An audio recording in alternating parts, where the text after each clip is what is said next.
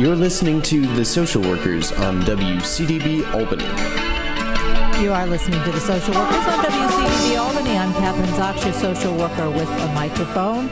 You're listening to The Social Workers Radio Talk Show at the University of Albany, WCDB FM. Good morning, everyone. Good morning, Noah. Noah on the board. How's it going, Kathryn? It's going great, Noah. How about you? Getting ready for the holidays? I drove in here today, and there's nobody here. I'm very excited.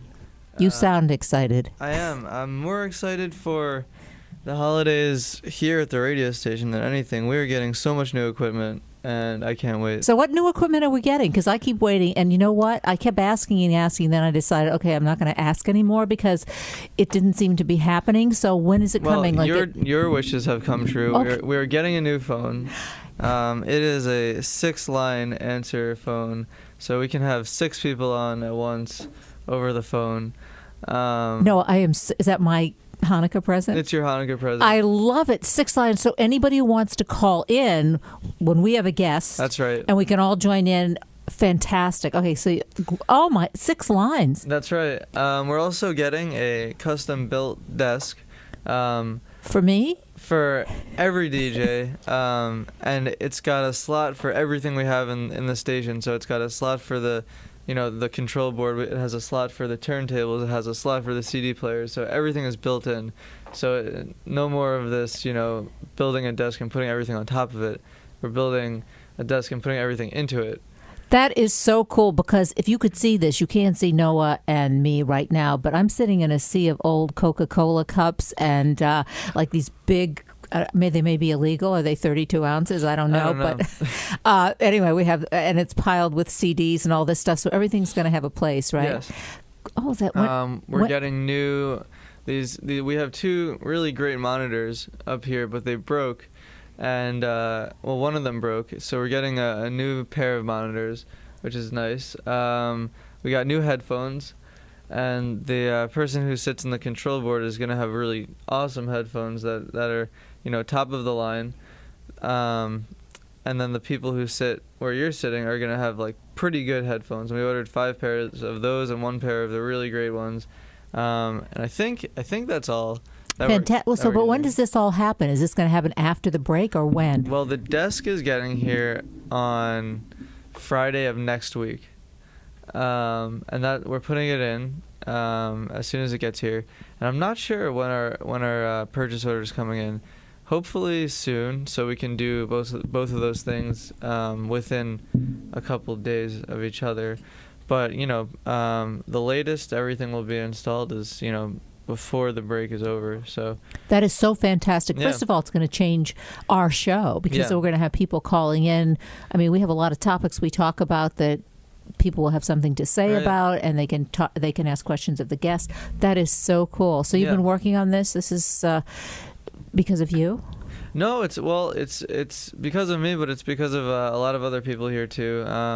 Jason, our GM, has really done a great job of getting things done and fixing a lot of things that have been broken. And Dan, our chief engineer, has been really awesome with helping us find the right things to get and fixing things on time. So it's been a combination of people and just every DJ who's around here, e-board or not e-board, who just wants to help out, because it's if you're willing to help out, no one's going to say you can't do it, you're not on e-board. It's a community, and everybody's really helpful around here. Yeah, it's a great community. Yeah. I mean, I think there's always this kind of camaraderie amongst DJs and radio stations. Just something happens, I don't know, it's kind of magical, like once you get in the studio, right? Yeah. Everybody's there for each other. What about those DJs? Because I wanted to ask you about this, speaking of DJs and camaraderie, the 2 DJs from Australia who called in and did that prank. What do you think about that, pretended that they were what? Kate, king and queen. Was it the king and queen? It was the queen or the queen's son, the father of the baby, or the father of Kate's baby, and spoke to that nurse, and then she committed suicide because she put them through to the ward or whatever it was, and she shouldn't have. But I'm curious, who do you think is? Do you think they're responsible for her? I don't think anybody is responsible. Suicide. I didn't mention that. Yeah. I think if someone's going to commit suicide, they're probably going to commit suicide at some point. I don't think that that's why she committed suicide. I think that you have to be a pretty unstable person to do it in general. And I just don't think that that's the reason, that the end-all be-all of her life. I think if someone's unstable enough to commit suicide, it's going to be something eventually. And, you know, I would never hold those two DJs responsible. I wouldn't hold the hospital responsible. You know, it's just a bunch of communication errors, and I don't think anybody's really to blame. And I think people who are getting upset about it are taking the situation way too seriously. Well, sometimes maybe they related to, remember the case in the New Jersey kid who committed suicide after continually bullying and a barrage of bullying and a continuous kind of thing, which I think is different than this. I agree with you, because there was something else that she, you know, whatever it was, we don't know. But this may be, I don't want to say it was the thing that kind of was the tipping point necessarily, but certainly it was simply a prank that doesn't necessitate taking your own life. So, I think, you know, the public really did a lot of bullying, if you will, to this woman after hearing what had happened. And I think if they kind of just let it go, it wouldn't have escalated so quickly. I don't see the problem with any of it. I mean, she was in the hospital for what, morning sickness? Extreme morning sickness. There's a name for it, like it goes beyond the normal morning sickness. I mean, I just don't see like, if she was in the hospital with like a broken neck and like, you know, something really dire, not morning sickness, you mean? Yeah, I mean, then I would see like, okay, that's probably why they didn't have people watching the phones, because it wasn't that serious. And there weren't people monitoring things. I think that morning sickness... You don't know anything about morning sickness. Let's hear what you have to say. I don't know. I mean, it might be really terrible, but I just don't see how it's like, you know, people are freaking out over it. And well, it's just because she's the Kate Middleton. Yeah. I can't remember her last name. Yeah, she's the princess, and so they make a big deal out of it. Much ado about nothing is what you're saying. Yeah. Well, that's probably true. Yeah. It's not like she had open heart surgery and like exactly. I mean, let's be honest. You can die with doing anything. You know, even vomiting from morning sickness. You can die from, you know, drinking too much water. There's a thing where you can die from that. Well, that was another radio thing. Yeah, right. Yeah, that was another radio prank. Yeah, that was a little bit different. Yeah, I think, because that was a contest. Yeah. And they promoted this contest, which was dangerous. That's not the same thing as this, I don't think. And I think there was some culpability. I don't know what happened with that, but anyway, they had this contest, and you had to keep drinking as much water as you could and not urinate, so the person died of water poisoning. I don't think they knew that there was a thing where you could die from drinking too much water. I don't think they knew about that. And well, but you would. It makes sense if like if you're drinking gallons of water and then you don't urinate, it has to go somewhere. Yeah, I mean, you're only supposed to drink 8 cups a day, so. Yeah, so I mean. And like, you know, you're supposed to urinate. That's a part of life. Frequently, if you drink a lot of water. You know, if you're drinking 8 cups of water, you're probably going to urinate like 4 times a day. Yeah, well, I mean, so there was something to that. I mean, there is something dangerous about that. So, you know, it's interesting with the, you know, prankster and pranking, I guess, is like a big thing with DJs. I mean, I don't know, do they do it here? Because ours is a talk show, so it's different. But like with the DJs and stuff at the university here, do they do those kinds of pranks? No, I don't think so. I mean, part of the reason is the phone line. We don't have enough. We can't dial out. Now what's going to happen? Oh my God, we're going to have 6 phone lines. It may open up. It may be good stuff, but who knows? It's going to be I'm calling 6 hospitals on my first show. Oh, don't do that. And who's going to be calling us? Yeah, a lot of people. Yeah, I hope. Are you going to be good on the phones with 6 different lines? Yeah, sure. I hope. I mean. usually I get like one request, maybe like an hour on my show. Hello. Or someone calling in, hey, what'd you play? I like that song, like, it's nothing like somebody wants to call and like rant. On my talk show, we've had a few ranters call in. We called Mitt Romney a sore loser after he lost, and someone called in and said, you have to stop calling that man a loser. He's not a loser. And I said, well, he didn't win the election. He lost. So he's a loser. And they were like, yeah, but you can't really call him a loser. And I was like, but like when you don't win, you lose. So he's a loser. And I just happened to say he's a sore loser because he was. Yeah. Where is he? Hiding. He went into hiding. He went, where'd he go? Back to Boston? Mexico. No. Did he? No. I don't know. That's where his father was born. You know about that? His father tried to run for president. He was born in Mexico. Well, he made some kind of stupid comment, didn't he, about that? He said, wait, what did he say? If he had a Spanish last name, wasn't that one of the things that he said? Yeah. Even though his dad was born in Mexico, but he didn't have a Spanish last name, that would have helped him to win the election or to get more votes. I think he said that. I mean, he said all of these kinds of just not politically correct kinds of statements, right? Yeah. He wasn't.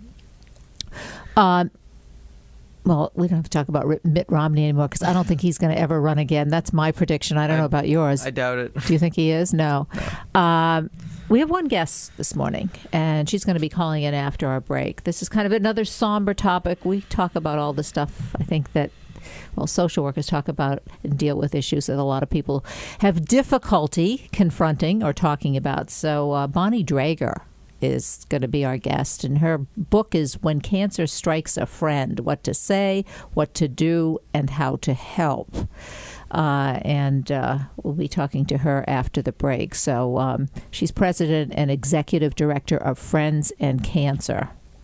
We've had quite a few actually guests on. I think last week was about cancer as well, right? Mostly about cancer. Yeah, right. We have to change the topic after the holiday season. Well, it's definitely an epidemic. Yes, it definitely is. A pandemic is more like, it's happening all over the place and to every type of person. So, it's overpopulation trying to control itself. I have a book for you to read. One of my kids recommended that I read it. It's like unbelievable. I'll tell you about it after the break. We're going to take a break right now. We'll be back in a minute. I'm Kathryn Zox, your social worker with a microphone, WCD. Psst. Hey, over here. What? Right here, on the side of the house. Who said that? Look down. I'm right at your feet. Wait, the basketball? Yes, the basketball. Right down here, where the kids left me a long time ago. Man, you know how lonely it is being a ball and not being able to bounce or roll? Excuse me? Remember when you got me for the kids? You said, now kids, you have no excuse not to go outside and play. Uh-huh. Wow. I'll miss flying through the air and hearing the shouts of joy when I swish through the basket. What do you say? Could you give me a little air and remind the kids of how fun I still am? Okay. Oh, wow. You are flat. Easy, I'm ticklish. Let's get bouncing. As Native American parents and caregivers, our encouragement to healthy lifestyles for our kids is helping them get outside and play. Get ideas, get involved, get going at letsmove.gov/Indian Country. Brought to you by USDA, HHS, and the Ad Council. We're back. I'm Kathryn Zox, your social worker with a microphone. You're listening to the Social Workers Radio Talk Show on WCDB FM University at Albany. And joining me this morning is Bonnie Draeger. She's here with us. She's an author and the author of When Cancer Strikes a Friend: What to Say, What to Do, and How to Help. She is also president and executive director of Friends and Cancer and an ordained deacon in the United Methodist Church. Welcome to the show. Nice to have you on this morning, Bonnie. Good morning, Kathryn. How are you? I am fine. When Cancer Strikes a Friend: What to Say, What to Do, and How to Help. Bonnie, why do we need a guide like this? Well, there are plenty of resources for families who are experiencing cancer as well as patients. But this was the first time that we were able to put together something to help friends. That is for everyone who's outside that immediate circle of care and concern. When cancer strikes, we have really two options. You can either step forward as a friend, a neighbor, or a coworker, or you can step back. And people often step back out of fear. Excuse me. They don't know what to say. They're afraid they're going to make a mistake. They're afraid they're going to insult their friend or make them unhappy because they're choosing the wrong language. And they just simply don't know how to help because they don't have personal experience with cancer. And so when someone called me and said, "Where is the book for friends?" and I looked and found nothing, I went to Memorial Sloan Kettering Cancer Center in Manhattan, and I asked doctors there, I said, "Where is the book that will help friends to know how to respond appropriately and effectively when cancer strikes a friend?" And they said, "We know of no such resource, but if you will help us put one together and organize a project, we will all write for you." And so over the course of 10 years, we conducted 18 focus groups across the country, asking survivors and their families and friends, what do you want to know, what don't you want to know, and do you have experiences or wisdom that you've gleaned from being in the trenches that can help others who are in the situation of facing, for the first time, a friend with cancer. And so 40 cancer professionals plus all these other individuals put their own expertise into this nonprofit project, and now we have a book that will help people who simply are adrift. All right, let's talk about some of the results, what you came up with, because you did. You talked to 40 different groups of social workers, psychologists, cancer survivors, of which you are yourself. I want to say you survived breast cancer. So you're not only a professional, but you're also someone who's been literally in the trenches. Okay, so what were some of the results?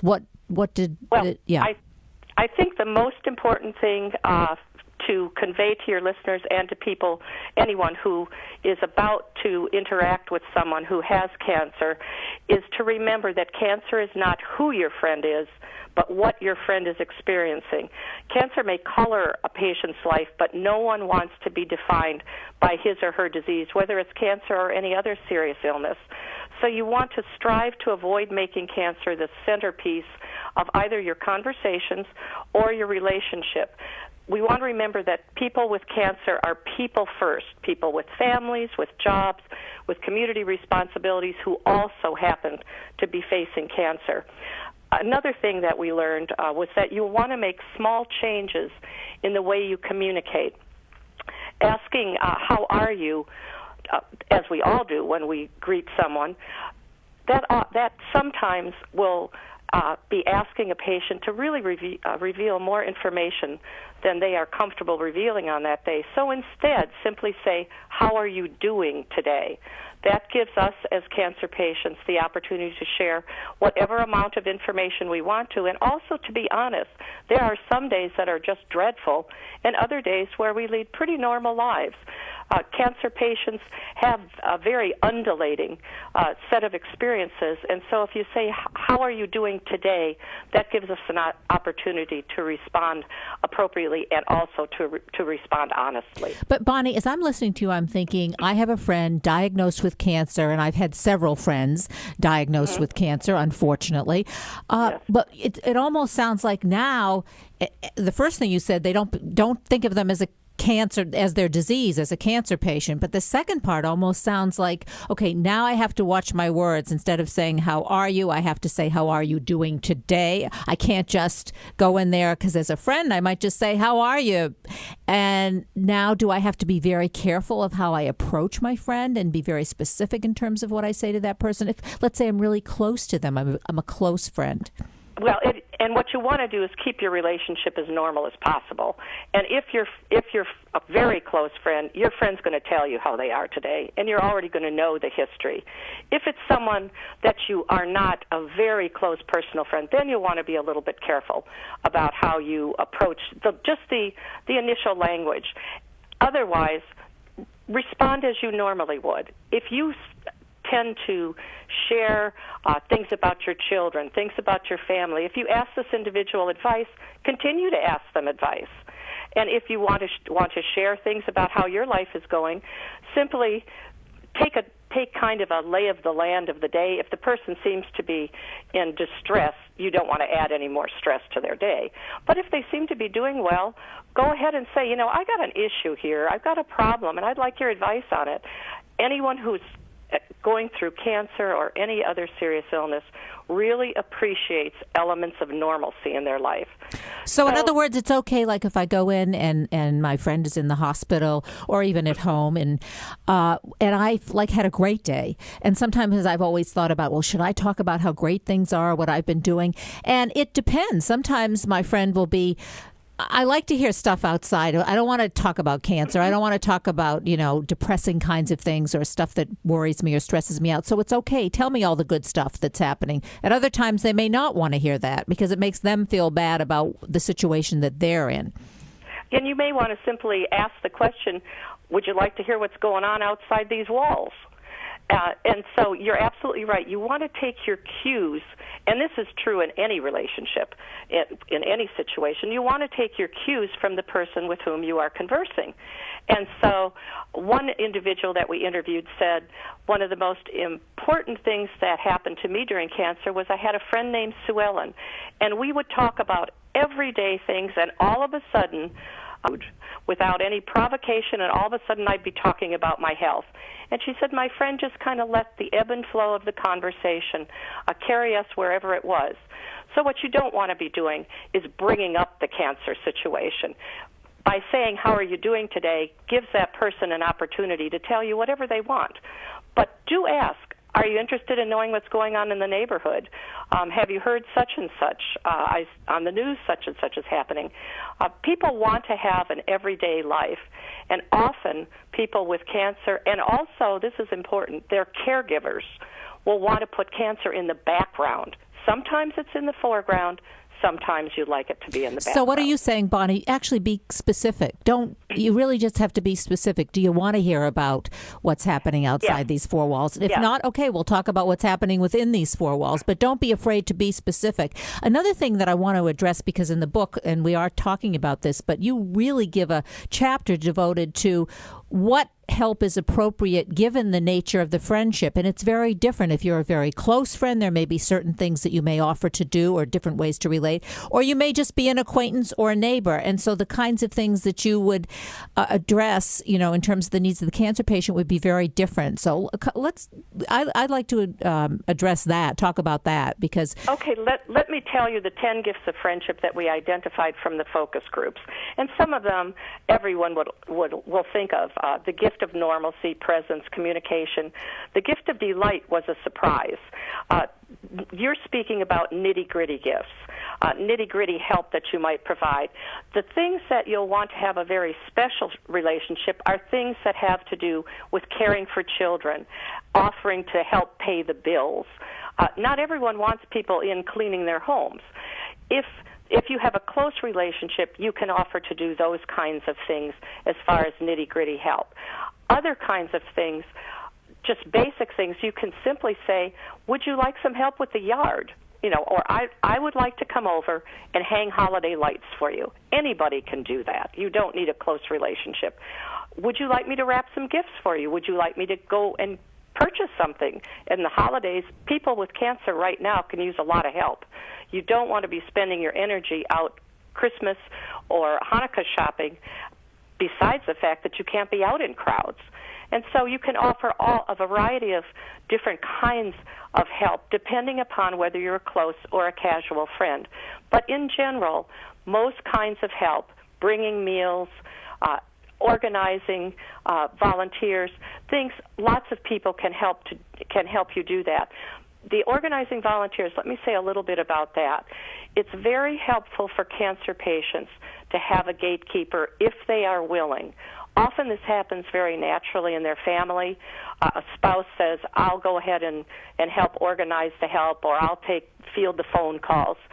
In my situation, being a pastor, I was familiar with people in my congregation, and I chose a woman that I didn't know well, but that I thought had a great deal of, she was very discreet, she was sensitive, And I asked her, would you be my gatekeeper?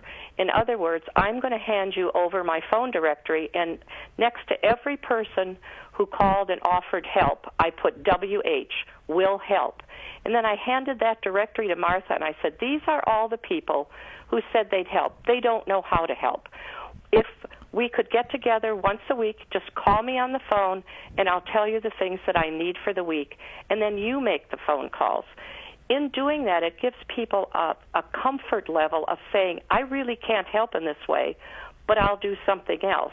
And so it was much easier for them to say yes or no to Martha than it was to me. Now, when you do call someone directly or a gatekeeper to offer help, there's 4 rules you want to follow. And this is exactly what you had said with conversations, too. You'll want to be specific. Saying, I'll do anything is virtually no help at all. That means that the person with the illness has the responsibility of determining what would you like to do, what can you do, when are your work hours. So instead, be very specific. Call and say things like, I can pick up the kids or run your carpools on Thursday, or on Friday I do my grocery shopping, give me a list and I'll add your items to mine. The second thing, you want to be certain whatever help you volunteered, you really can follow through on. If you call and say, I'm happy to take you to all of your radiation appointments, you better well know that radiation is every single day of the week for weeks or even longer. Third, you want to be considerate. Instead of asking the person who is ill to make an on-the-spot decision, say, this is the specific help I can provide for you this week or next week. I'll give you a couple days to think about it, and then I'll call you back. And when you call them back, that individual may say, I don't need that, but I've been thinking about something that I really do need. And finally, you need to be willing to accept no for an answer. When we're on the cancer journey, and I know this was very true for myself, I had no idea what to expect from 1 month to the next. Help that I didn't think I would need to begin with becomes sometimes a necessity later on. So be willing to accept a no for an answer, but do stay in touch, particularly with the gatekeeper, and then always stay in touch with the patient via cards and email and text messages. People want to know that you remember them, but you don't want to be taxing them. Bonnie, I had a guest on last week whose husband died of cancer within 18 months, and one of the, and she wrote a book, and one of the things that she said too, which I just wanted to add to what you've been talking about, is she said, if you haven't been a friend who's been in touch, and I don't know if this was your experience, and let's say you haven't really been close to the person, and then all of a sudden you hear they have cancer, so you kind of want to jump in to make yourself feel good, and reestablish some kind of a relationship, and what can I do kind of thing. She said that was really not helpful, and it was kind of like, why are you coming now? You haven't been here for the last 10 years, and now you're kind of jumping in because it seems like the right thing to do, although it's not really sincere. I mean, I don't know if you had that experience, but she said that's really not a good thing. It's not helpful, and she wished, and there were a couple people, I guess, in her experience who had done that. I think that falls in the realm of a section we discussed in the book of why do you want to help? Whose needs are you fulfilling? And she's hit the nail right on the head. When someone is ill and you immediately want to jump in, a psychologist said to me, the reason we want to do that is we're actually frightened. We're frightened for our friend. We're frightened for our own mortality. So we want to just jump in and do something, and maybe that'll just scare all the fear away.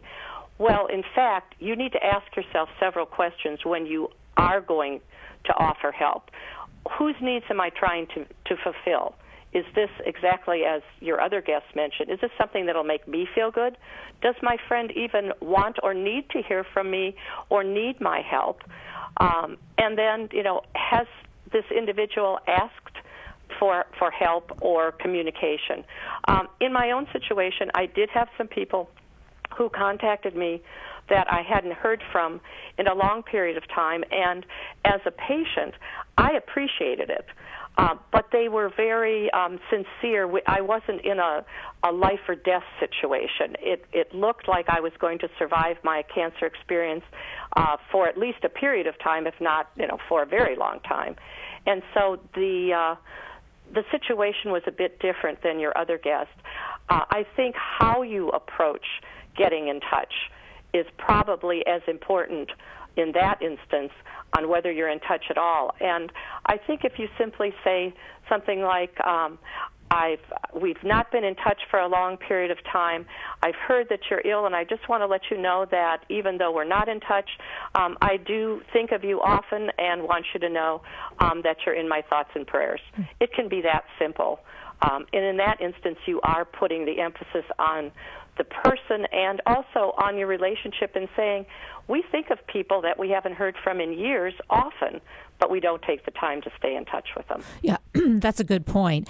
I want to also, there's another piece to this, I think, because you talk about don't think of the person as a cancer patient. This is a individual, unique person, and so you diagnosed with breast cancer, you're a very take charge person.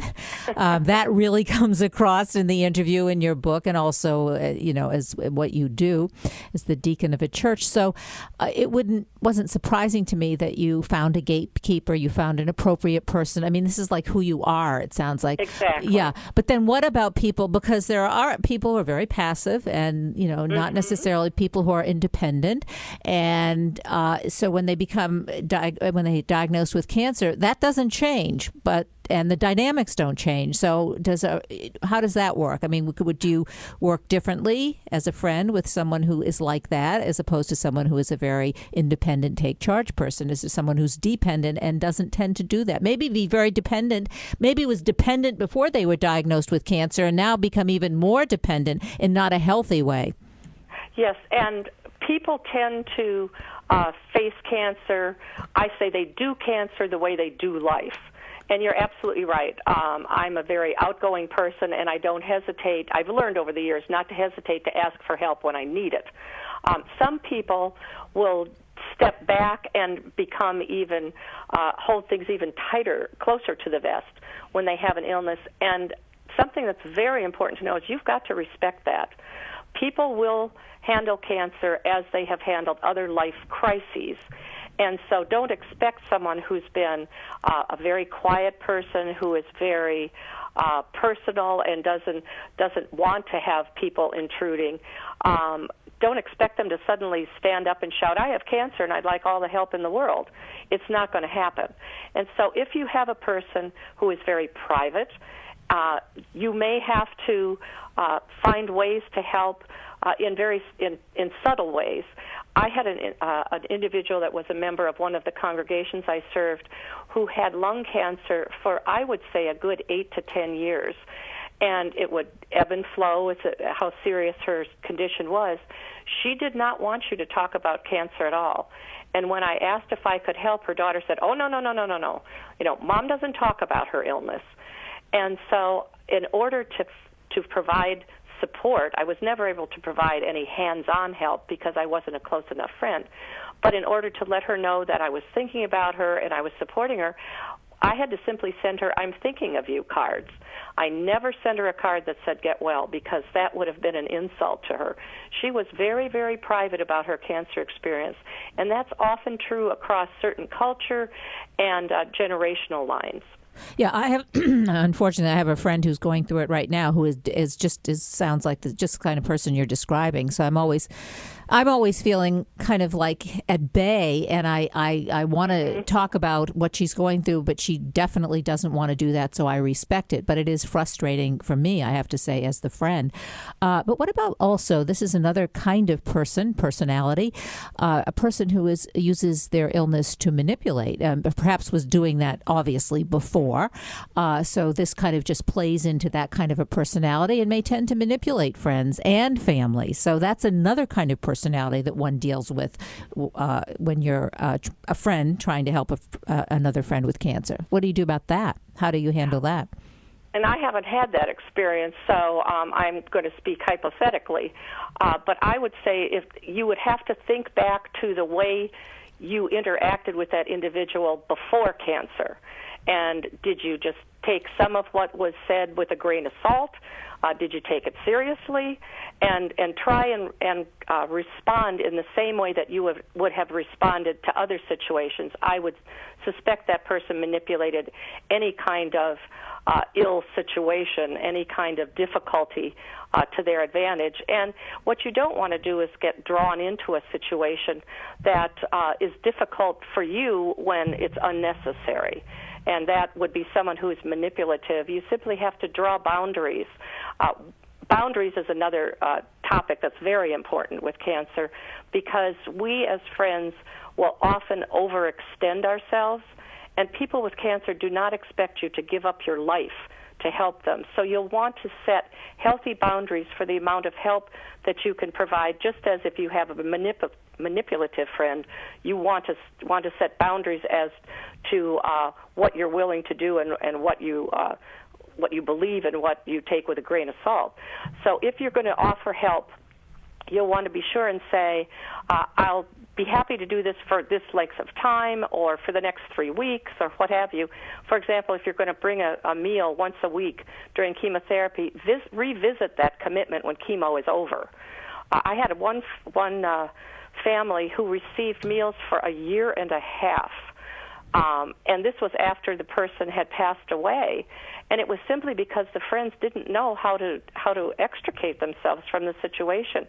They hadn't set healthy boundaries for themselves, and also that was very difficult for the family that was receiving the help, because they didn't want to hurt people's feelings, and so they didn't know how to say, please stop, until one day someone was bringing a dinner, and the family came in, and they'd just been to Burger King, and that began to put a light bulb on that said, oh, maybe we are ready to stop this. Yeah, setting boundaries is so important. I'm really glad. Yeah, boundaries is really what it's all about. And I mean, I will share another story with a friend. This was many years ago, and she was diagnosed with cancer, and I had my kids help her clean out her house, and she had to move and all those kinds of things, and did a lot of other things. But then this person ended up going to another city, a big city, for cancer treatment, and wanted me to be the person to drive her back and forth all the time. And I had to just say no. I mean, that was something that I couldn't do. I had my 3 children, I had my family,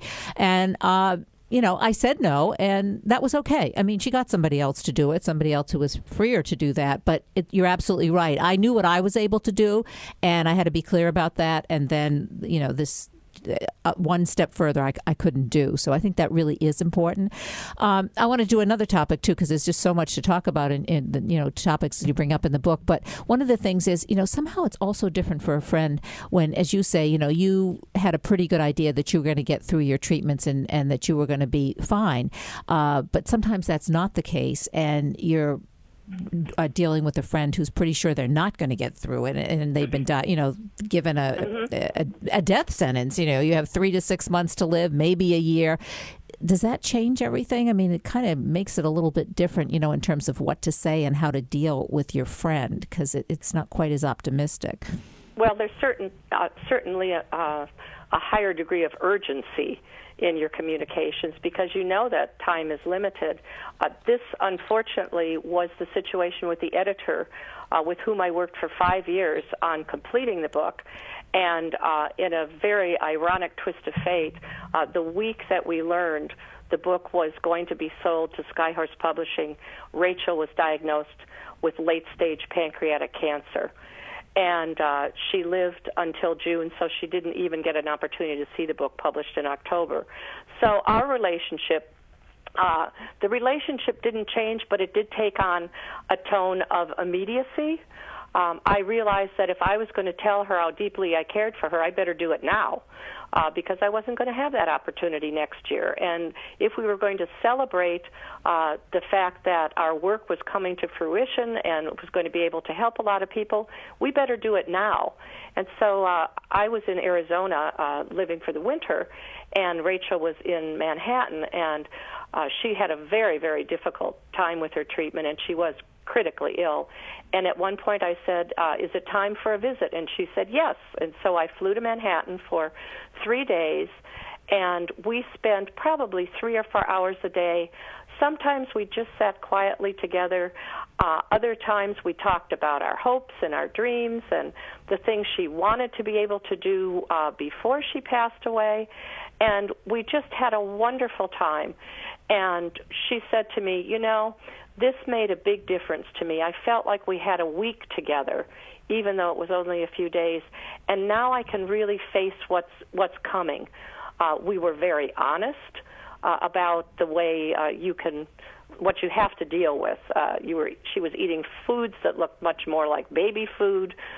She had her bathroom counter, as I put in the book, no longer had a perfume on it. It had very, very strong comfort things that you need when you have a very serious illness with consequences to your digestive system. And so we just spent time really, really talking about things that mattered. And reflecting on how wonderful our relationship was and how much we appreciated each other. So I do think there's an immediacy, but it gives you an opportunity to say what's on your heart, and sometimes it prods you a little bit to maybe step out of a comfort zone where you might have kept those things a little close to the vest, but maybe now it's time to share them. And now, what about... I mean, that's a great example of obviously spending time with someone who you're close to, and as you say, maybe sharing things you would have not shared if there wasn't such an immediacy to her death.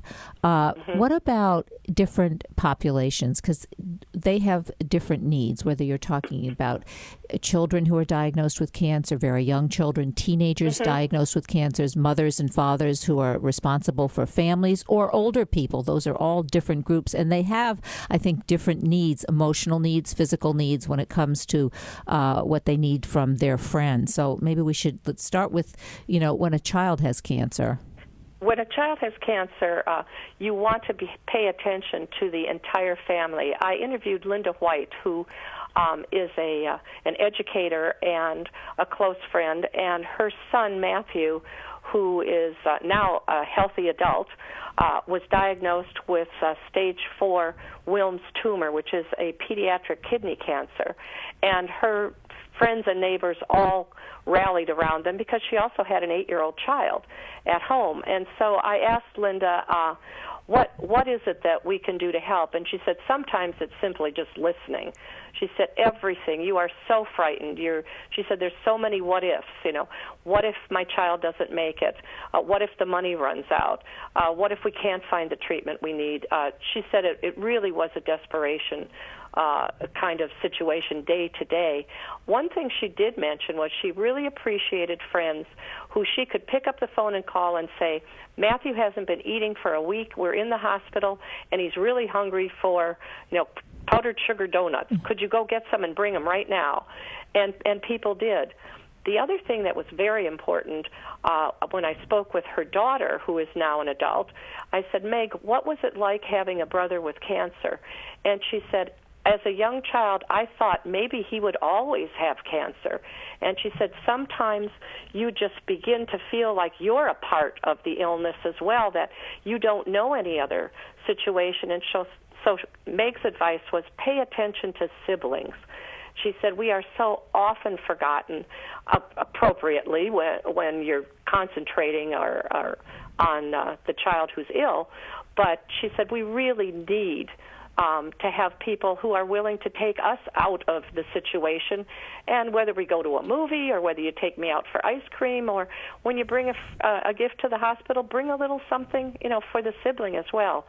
And what Linda said was, when you take care of the family, you in fact, or in effect, are taking care of the patient too, because you're giving the parents time to spend with the child who's ill. Now, if it's a teenager who's a teenager has a whole set of... Completely different. I spoke with Amy Blumenfeld, who had... she's a journalist in New York City, and she had cancer when she was a teen, and her comment was, teens with cancer are far less concerned about the cancer than the treatment side effects, because she said losing your hair is social death to a teenager. And she also said there were major issues with fertility. She said here we had to think about maintaining my fertility when I hadn't even had a kiss. She said, I hadn't had my first kiss, and I was trying to decide how will I be able to have children in the future. She said there were so many things like that, and also changing family dynamics. You are trying to step out as a teenager and assert your independence, and suddenly you are dependent upon your parents for the most private of personal care. And she said that is very, very hard for teenagers. So it's a struggle being a teenager anyway, just under normal circumstances. So exactly. this, really exacerbates all those issues, how you look, your sexuality, all of those things, your relationship with your parents wanting to break away. So that's really, really tough. Okay, that's the one group. Now, what about the group where you have, like, you're in your 40s and 50s, you have children, and then you have maybe older parents you're taking care of. So you're the caretaker, and now suddenly you become the patient. Then what happens? Well, you definitely need people who will assume some of your caretaking responsibilities. This is especially true when, if you, for example, have an elderly parent that needs care. So people who would like to help you need to look at your family situation and say, now, what are the day-to-day responsibilities that my friend with cancer has? Is there one of those responsibilities that I could offer to assume for his or her, for him or her? And the person with cancer may say, no, thank you, because I don't want you taking care of my elderly parent because you don't know them. But may also say, that would just take a load off my mind if you check in on mom, once a week. And so those kinds of things are very helpful. Also, saying people who are very close friends, and I know we did this for a young woman who was 37 when she died of breast cancer, and she had a 5-year-old. And some of her friends said, well, we'll take over after school. We'll pick little Heather up from kindergarten, and we'll take her home so that you've got some quiet time. And then we'll bring her back either after dinner or for dinner, things like that. If you can look at those responsibilities, that may be little things and maybe large things that you can pick up, so you give the person with the illness time to heal, time to rest. Those are very important gifts of friendship. Now let's take the last, I don't know if this is how I see it anyway, the last kind of demographic group of people who are diagnosed with cancer, the elderly, because they have a different set probably of issues. They may have, they may have other illnesses and other things that they're coping with, or even a sick partner or a sick spouse. So what can a friend do in that kind of situation? Well, and that's precisely it. I asked Reverend Gloria Sandermark, who is both a nurse and an ordained clergywoman.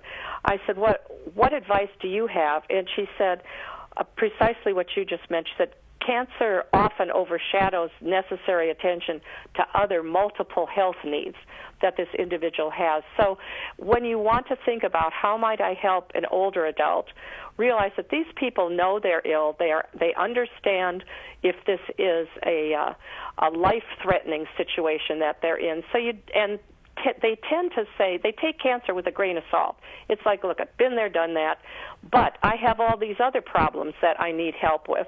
And so you'll want to say, do you have a pet that needs to be cared for? Do you have, some elderly people have a parent that's even more elderly than they are. They may be caring for a 100-year-old individual who is a mother or a father. So you'll want to look at what are their family responsibilities, and also what are their multiple health needs, and are they taking care of themselves? And for example, some elderly women may have had a husband for many years who took on scheduling all their appointments. That was the situation for my mother. When my father passed away, suddenly she, having macular degeneration, wasn't able to schedule her own doctor's appointments. Dad had always done that for her. So there are lots and lots of things that you can do for people who are older with cancer. But again, just as you said, you need to look through the lens that they are having and say, what are specific concerns for older people? And we did put in the book a section for each one of these specific situations. One we didn't mention were people who are single. And single who live alone. Who live alone. Precisely. And that can be any age. And for these individuals, if they are seriously, seriously ill, you may want to see if you can help them find social services. You'll want to help them feel that they are maintaining their independence, because many single people are fiercely independent. But you'll also want to say, okay, what kind of help are you willing to let me give you? Because if you'll let me step in, I'll help you for this period of time. And then the individual that we interviewed for this particular section said, and then when the person with cancer is better, be prepared to step back, because their independence will exert itself again. And you'll want to be able to graciously say, you're on your own. You're doing great. Bonnie, is this where the social workers come in? Because I just want to spend Yes. a few minutes on that, because we are social workers here. Where do we fit in? I know you interviewed social workers. I guess in this group it's maybe, well, I'm not saying the most important, but can be. Yes, in this particular situation, it may be the most important group. There are some wonderful avenues to find help. Often hospitals will have social workers either on staff or on call. And also there is an organization that is two organizations actually that came together. The Wellness Community and Gilda's Club have come together now, and they offer free services to people with cancer, their families, and their friends, and that includes a social worker. And when I was first diagnosed, I went to my local Gilda's Club, and I said, I've never had cancer, and as you said, I'm a take-charge person. I need to know what I'm facing, because I've got a son who's being married in 6 months, and I need to know, I want to be healthy, as healthy as I can at that point. And they immediately assigned me a social worker who sat down and helped me work through what it was I was facing. And the first thing she said to me is, what are your goals for the coming year?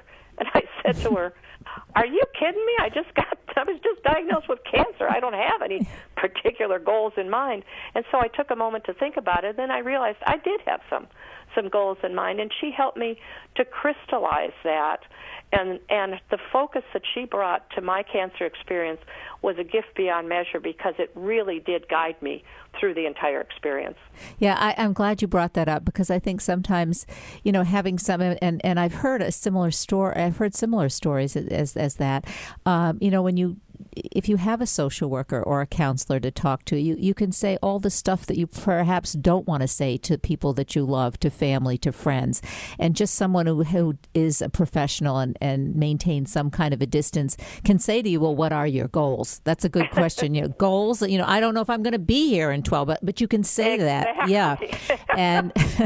And I think that's really important. And I think that, as you say, there are people who feel that they're too independent. They don't want to get outside help. But I think if you go to somebody who's a professional who has had experience, and a lot of these hospitals I know, like Memorial Sloan Kettering, certainly in some of the other major cancer centers, have huge hospital social work programs that deal with patients who are diagnosed with cancer. So I think that's a really positive thing. I did some of that many, many years ago, but yeah.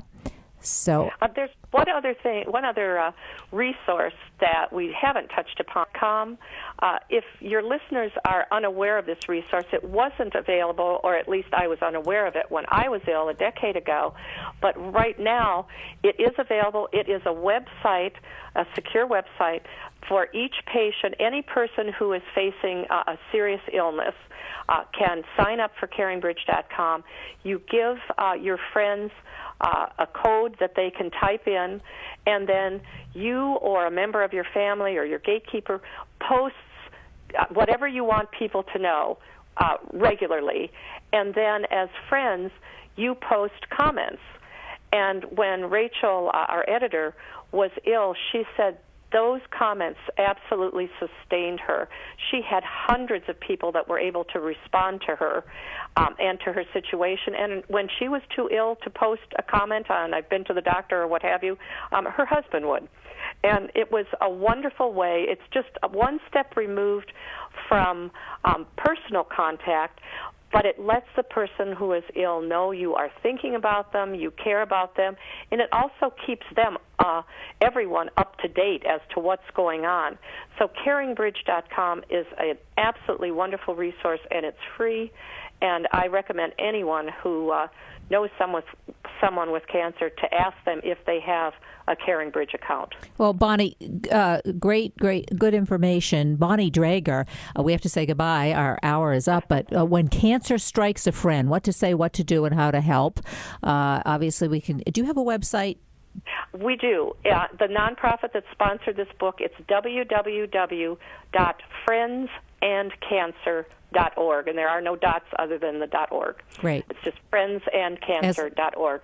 Well, as always, it's great talking to you, and thank you so much, and enjoy the holidays. The same to you, Kathryn. Thank you. Bye-bye. Bye-bye. We were talking to Bonnie Draeger, author of When Cancer Strikes a Friend, What to Say, What to Do, and How to Help.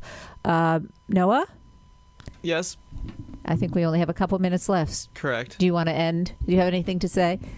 Well, I think that that was very informative, and definitely closes out the semester well, especially with the amount of cancer topics we've had this semester. And I thought that was one of the better ones we've had. Yeah, she's. I've had her on another show, and this book that she is really it is a guide. It's a how-to. It's very practical. And I think in these kinds of situations, sometimes we just need practical kinds of guidance and advice. Yeah. So when we say closing out the semester, we're going to be here next week. That's true. Closing out I guess there are finals next week. Yeah, I guess we're not done. You have a final to get to. I know at 10:30. Yeah, I'm fine. Have you prepared? Yeah. You studied? Yeah. You're going to get an A? I hope so. I got an A on the last exam for this class. But I got like a C before that, so I don't know. I mean, I think it just the more relevancy to my life, the better you do. Yeah, and the last test was much more relevant, or just more interesting to me, I guess. Well, this is sociology? Correct. Sociology is always relevant. So that's what life is, sociology. Yeah, that's true. And psychology, right? And you're a communications major? Yeah. I took every sociology course I could possibly take. Boston University, 19 circa. That's all I'm going to say. I'm going to assume it's like 24. I don't assume anything. Do not assume. Just know that I took anthropology, sociology, and was a psychology major. And would have taken more, but there wasn't enough time because you had to take all this other stuff, because it was liberal arts, which is a good thing. Yeah. I mean, I had to take courses that then I didn't want to take, but now I'm glad I took them. But, sociology is really interesting. I agree. It's tempting to become a sociology major.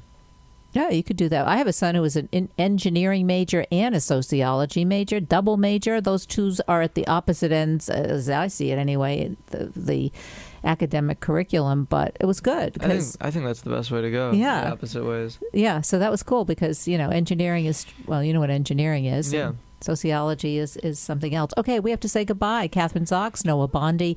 You're listening to WCDB FM University at Albany. You're listening to the Social Workers Radio Talk Show, and we will be back next Thursday, so have a good week, and we'll see you then.